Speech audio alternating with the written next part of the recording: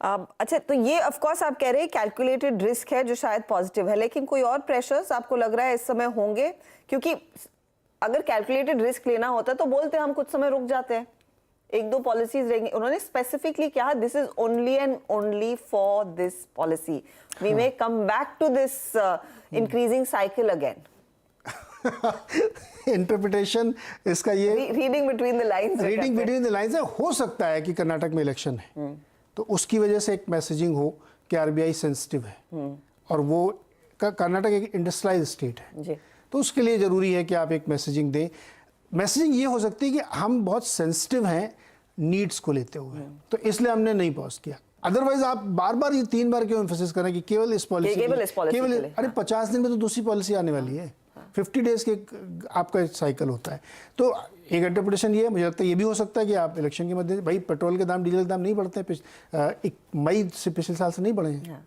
क्यों नहीं बढ़े? क्रूड तो इतना ऊपर गया है।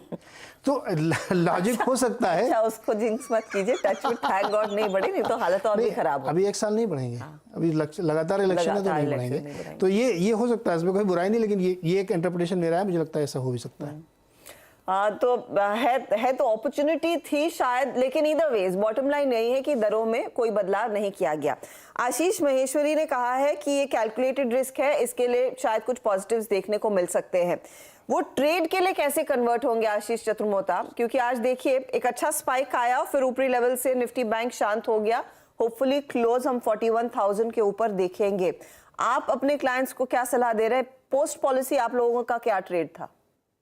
बिल्कुल, तो हर्षदा, मैं 10 बजे के शो में जब ये पॉलिसी का डिसीजन हुआ, समय में नीरज जी के साथ इस शो पे था, तब भी मैंने ये बात कही कि जिस तरह से बाजार ने एक बड़ा रिएक्शन नहीं दिया या कहीं ना कहीं एक स्टेबिलिटी मेंटेन रखा उस रेट के डिसीजन को इंटैक्ट रखने का, तो हमें देखना होगा कि बाजार इसके पहले 4-5 दिन से क्या कर रहा था। और बाजार ने एक बहुत ही अच्छा ट्रेंड पिछले 5 दिनों में बनाया और तब हम देख रहे थे बैंक निफ्टी काफी अच्छा परफॉर्मेंस पिछले कुछ दिनों में कर रही थी। तो हमारा तो मानना ये है कि ये कहीं ना कहीं पॉजिटिव डायरेक्शन में जाएगा और कहीं ना कहीं 41,600 से 41,700 की ट्रेजेक्ट्री निफ्टी बैंक के अंदर में आती हुई मुझे नजर आती है। और मेरा मानना है कि 40,800 पे एक अच्छा सपोर्ट लेकर बाजार चल रहा है। तो इसी बायसनेस के साथ हमारा एक पॉजिटिव रुझान है बैंक निफ्टी पर। और साथ ही साथ निफ्टी में भी जिस तरह से निफ्टी ने 17,500 के अहम लेवल्स को ब्रीच किया है, जो कि एक बड़े रेजिस्टेंस के तौर पे काम कर रहे थे, उसको देखते हुए लगता है कि 17,900 से 18,000 तक की ट्रेजेक्ट्री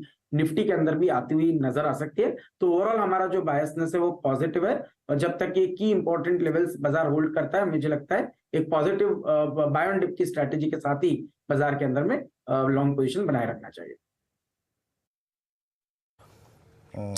निफ्टी बैंक स्ट्रॉन्ग और इस वक्त आपकी स्क्रीन पे डे हाई की ट्रेजेक्ट्री में तो नहीं, लेकिन हाँ आप ही कह सकते हैं कि निफ्टी बैंक अपनी एक ओवरऑल ठीक ठाक ट्रेजेक्ट्री मेंटेन करके चल रहा है। ये क्लोज अगर इस जोन में भी आ जाए तो यकीन मानिए वीकली चार्ट्स पे वो क्लोज बेहतरीन होगा। इस पूरे वीक की प्लेसमेंट ओपन, लो, हाई, क्लोज वो होगा 10 और 20 वीक एक्सपोनेंशियल मूविंग एवरेज के ऊपर। प्लेसमेंट बहुत अच्छा शानदार है इस वीक की वीकली चार्ट्स पे।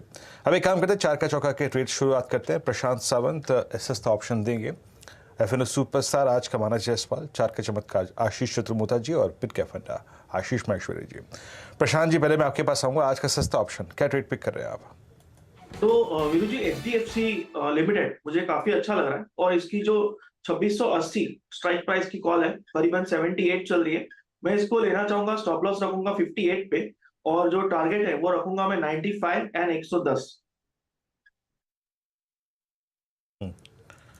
सस्ता ऑप्शन में HDFC, जिसको अभी मैं कुछ देर पहले